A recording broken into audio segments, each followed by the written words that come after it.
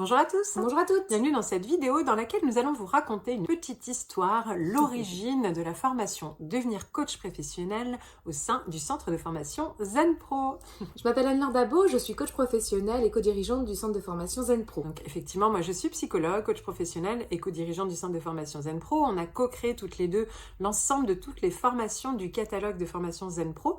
Mais par où tout ça a-t-il commencé? On sait que plusieurs aiment bien qu'on raconte un petit peu les coulisses et les aventures de cette création et d'une entreprise et de projets. Et donc là en particulier, de cette formation Devenir coach professionnel qui existe encore aujourd'hui depuis 2012 ou 2013. Donc ça commence à dater. Mais alors comment ça a commencé? Alors, à cette époque, on était donc en 2013, on avait créé déjà un lieu dans lequel on pouvait exercer, Cécile et moi, en tant que coach, en tant que psychologue, coach en image pour ma part à l'époque aussi. Et du coup, on cohabitait, on co-travaillait dans ce lieu. Et très vite, d'autres professionnels de l'accompagnement nous ont demandé s'ils pouvaient nous rejoindre tout simplement.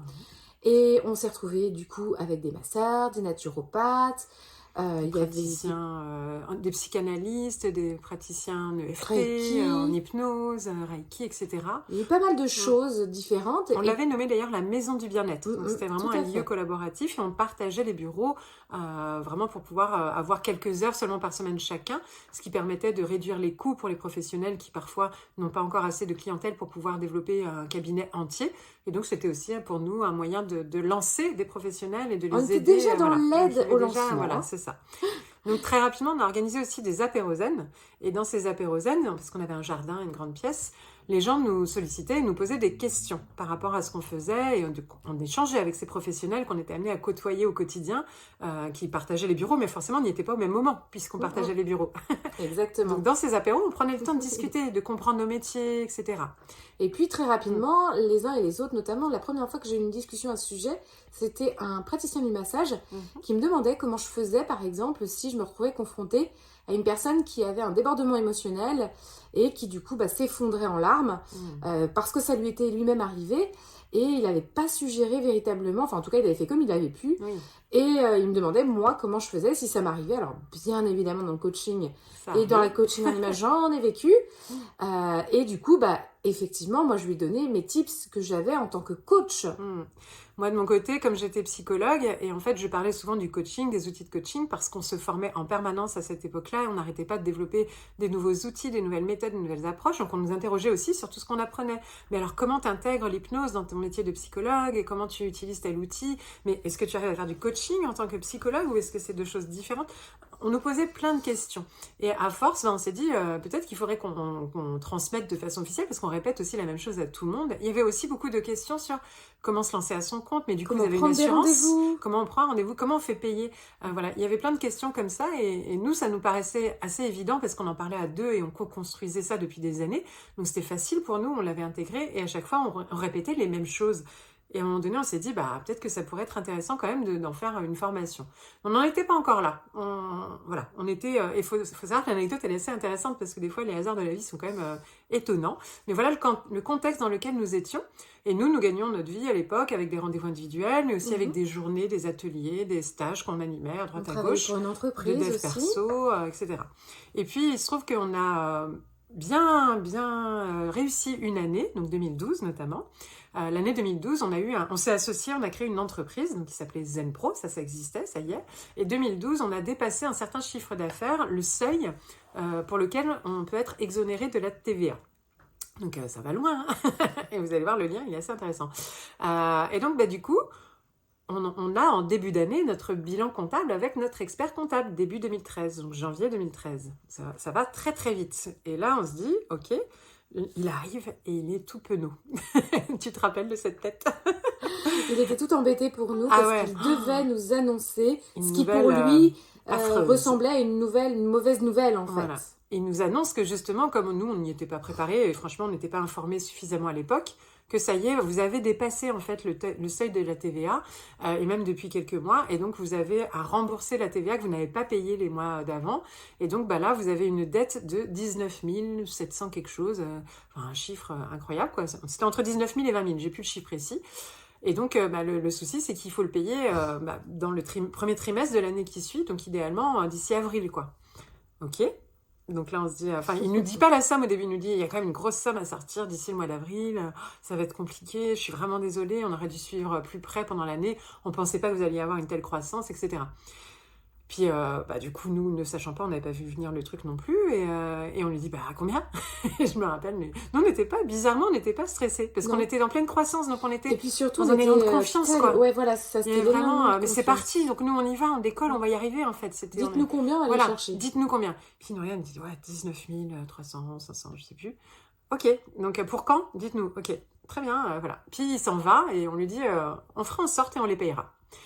Et puis bon, nous on débrief, on se dit comment on peut, finalement, c'est quoi? Et puis là on se pose les questions de marketing habituelles, c'est qui notre public, quel est son besoin? Et là on réfléchit qu'on a notre petit public, le public cible, on va dire, prioritaire, le grand public. Mais en fait, on commence de plus en plus à avoir un public cible qui est un public de professionnels. Et donc, son besoin, c'est tout ce qu'on n'arrête pas de leur répondre en permanence, tout ce qu'ils n'arrêtent pas de nous demander. Et en fait, au final, c'est tout ce qui correspond au métier de coach. Et de coach, à la fois en termes de compétences et à la fois en termes d'entrepreneuriat pour se lancer en tant que coach. Donc, on se dit, et si on faisait finalement une formation? Parce qu'une formation, il y a plus de budget, il y a plus de moyens. Donc, 19 000 euros. Si on fait un petit groupe à 1 000 euros ou 1 500 euros, je crois qu'on avait dû se dire 1 500 euros, aller avec 12-15 personnes, on sera bon, quoi. On tente, on a 3 mois, on se cale une date en mars, comme ça on a 1 mois après pour recevoir les sous de toutes les personnes et pouvoir payer notre TVA en avril. Et au final, ça nous excite vachement. On trouve ça génial de créer une formation et ça nous oblige à aller encore plus loin dans le métier de coach, dans l'entrepreneuriat de coaching, l'industrie du coaching, le mot coaching. Et on passe 3 mois à créer cette formation en présentiel dans ce lieu à la Maison du Bien-être. Et donc, on accompagne une bonne partie des professionnels de la Maison du Bien-être elle-même. Parce que eux-mêmes étaient tout excités de nous voir excités. Ils adoraient l'idée, ils trouvaient ça génial de passer une semaine ensemble. Clairement, ça a renforcé les liens. Voilà. Que le tarif leur semblait très accessible par rapport à d'autres formations de coach qui sont souvent dans les 7 000, 8 000 euros. Pour eux, c'était génial. Et puis, dans les apérozennes, on en parle à ce moment-là, en janvier, février, mars. Et on recrute encore d'autres personnes qui ne sont pas des pros de la Maison de Bien-être, mais qui ont le même type de problématique actuellement et qui rejoignent aussi l'aventure. Et nous voilà, au mois d'avril, à signer ce fameux chèque de TVA en temps et en heure. Et surtout, à avoir une première formation et un centre de formation grâce à cette première formation. Grâce à la TVA. Voilà. Parce que cette première formation nous a servi pour ensuite obtenir le numéro de déclaration de formation professionnelle, d'activité, et donc d'après de pouvoir avoir des prises en charge. Là, ce n'était que des prises en charge personnelles on n'avait pas encore le statut d'organisme de formation. Donc tout est parti de là et merci, tellement merci parce qu'on en a fait tellement des formations depuis et cette formation coach, elle existe encore. Ça fait plus de 10 ans maintenant et elle a évolué. Elle s'est complétée, renforcée. Il y a eu beaucoup d'optimisation grâce à tous les retours qu'on a expérimentés. Et donc aujourd'hui, on est très fiers d'avoir cette formation et qu'elle soit aussi utile et d'avoir formé autant de coachs, dont certaines qui sont vraiment des coachs très connus, qui à grand succès. Donc on sait que il y a de la valeur. Voilà la petite histoire, le début. Comme quoi on ne sait jamais comment ça peut commencer ces histoires-là. Mais j'espère que ça peut vous intéresser d'avoir un petit peu les coulisses d'un centre de formation. Et voilà les débuts de la formation coach, devenir coach professionnel Zen Pro. Alors évidemment, si vous voulez continuer à nous suivre et puis peut-être avoir d'autres petites coulisses comme ça, n'hésitez pas à vous abonner à la chaîne, à même cliquer sur la petite cloche pour avoir les notifications dès qu'une vidéo sort et puis à partager, diffuser. Si vous avez des questions, n'hésitez pas à nous poser, on aime bien donner des petites infos comme ça. Et puis évidemment, la formation coach en elle-même existe toujours. Donc si vous avez découvert cette vidéo dans le cadre de vos recherches pour trouver votre bonne formation pour devenir coach, là vous avez l'histoire, vous avez l'énergie, parce qu'on est comme ça dans la formation. Et vous pouvez en savoir plus sur tout le programme en allant sur le site zenproformation.com où vous aurez toutes les informations et vous pourrez prendre rendez-vous avec Benoît qui va vous répondre du centre de formation, répondre à toutes vos questions pour les prises en charge, l'accompagnement, la logistique, etc. Puisque maintenant ces formations sont en ligne, elles sont personnalisables, finançables et donc vous pourrez en savoir plus sur notre site. À très bientôt. À bientôt. Et Zen Pro, c'est bien plus que ça. C'est aussi un centre de formation sur lequel vous allez pouvoir retrouver une formation pour devenir coach et encore d'autres des tas de formations pour découvrir des outils d'accompagnement. Des formations pour vous spécialiser en tant que coach pour enfants, pour ados ou pour parents. Et puis aussi des outils comme la PNL, l'analyse transactionnelle ou la psychologie positive qui est notre spécialité.